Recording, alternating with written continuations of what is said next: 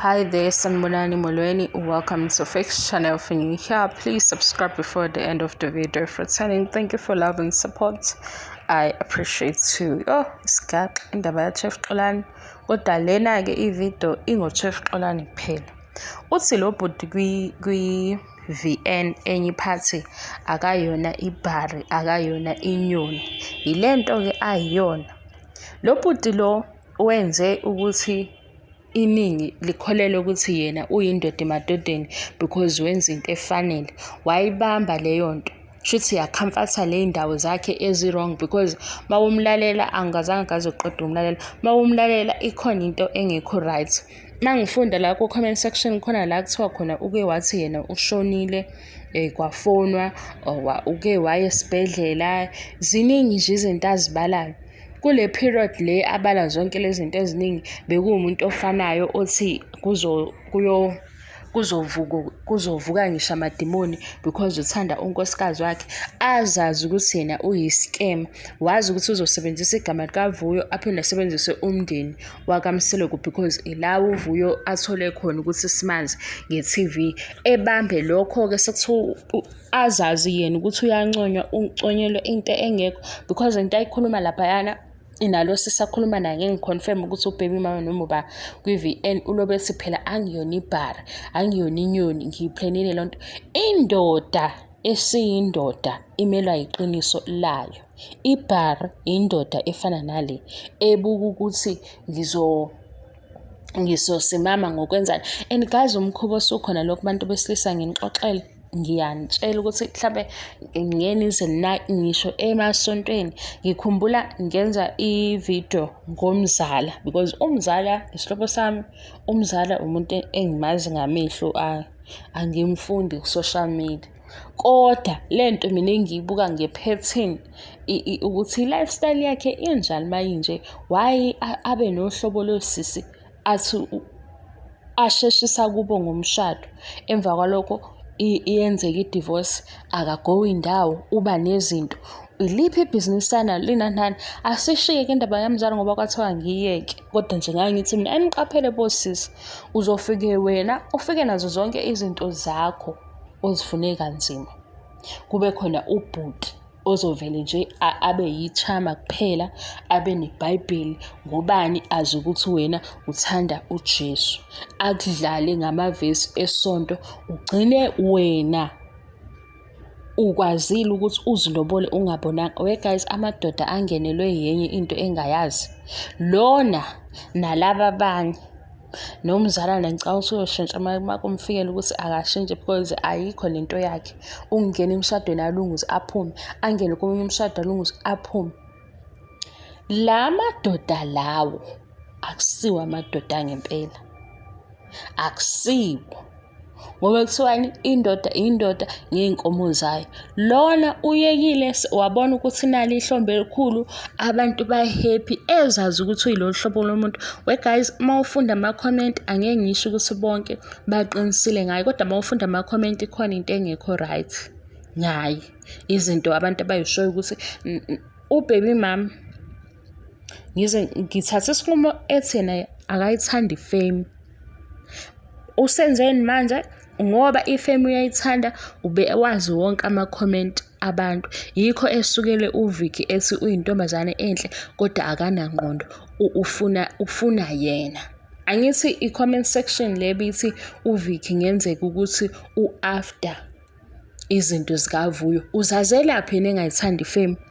Guys, khona omunye usisi owenza ivideo la abahlala base-UK ethi abanye abaze nje ekhaya because abanayo imali. Cabanga ukuthi i-comment yabani lapha phezulu isukile ngoba deactivate i-account. Wathi lo sisi usuke eSouth Africa uye ngale emazweni ngoba uthi uzokhokha izikweletu zakho eSouth Africa, uvele ugcina usunezikweletu kumazwe awu-2. I-comment yakhe iphezulu. Ngahamba uyathanda ukubuka ngoba i-caption yale video iyabonakala ukuthi ithini. Ade kunestory sakhe esitrendayo ngezikweletu, nange uyokhomenta.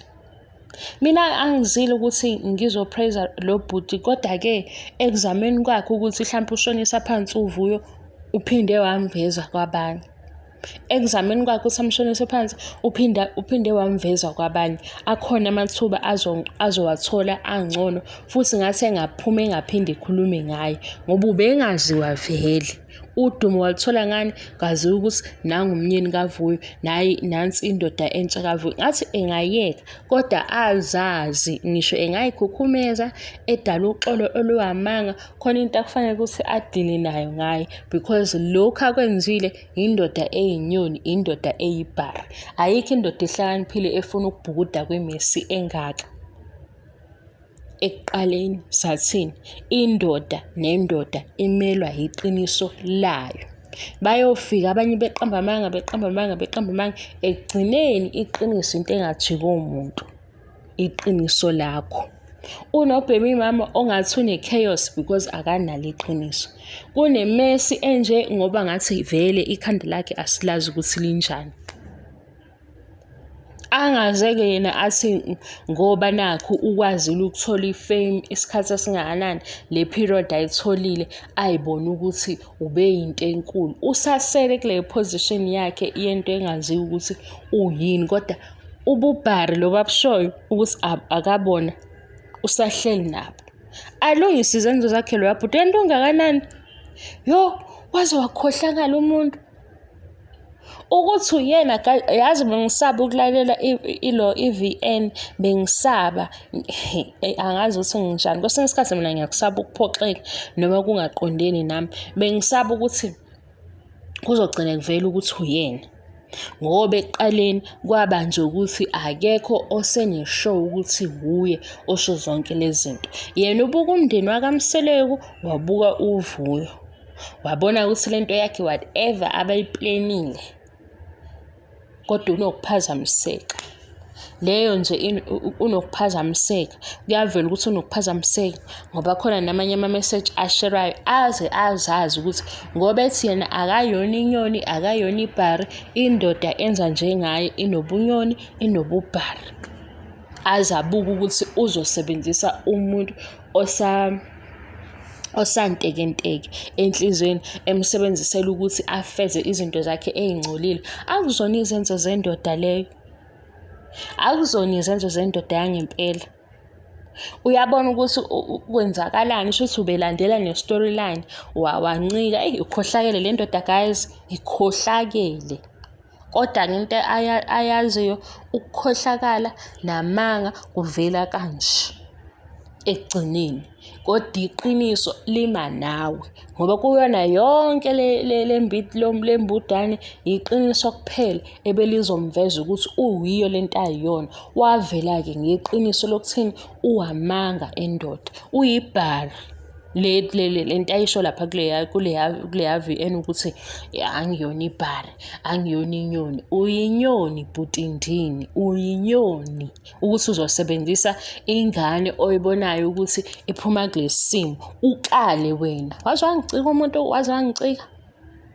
Ngilalela manje le phathi yakhe ku-TikTok. Bengilobo ngiyeqa le VN, ngiyeqa ngoba ekuqaleni kwathiwa asilinde uconfirm ukuthi ivoice eyakhe.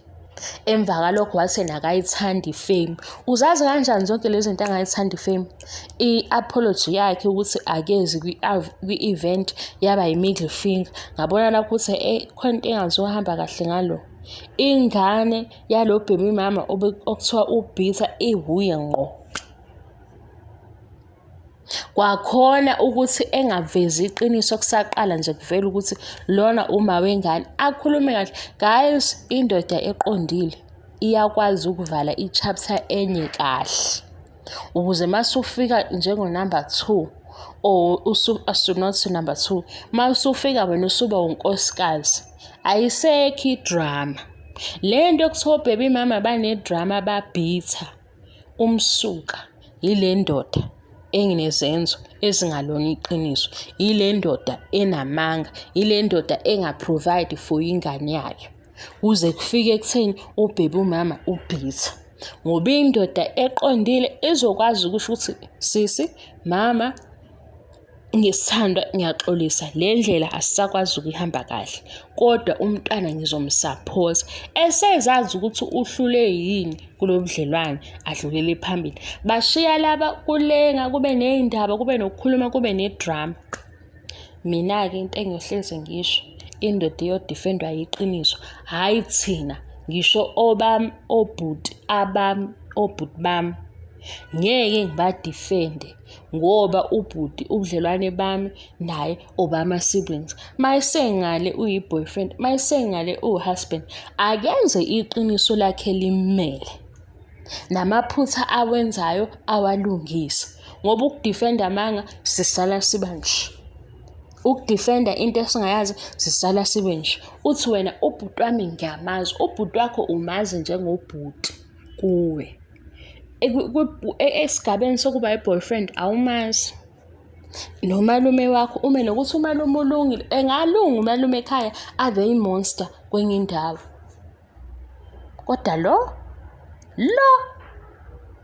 akajabule nje ukuthi isikhashana ukwazile ukuba famous, uyitholile ifame le abethi akayifuni for isikhashana. Uyitholile leyo fame abethi akayifuni for isikhashana.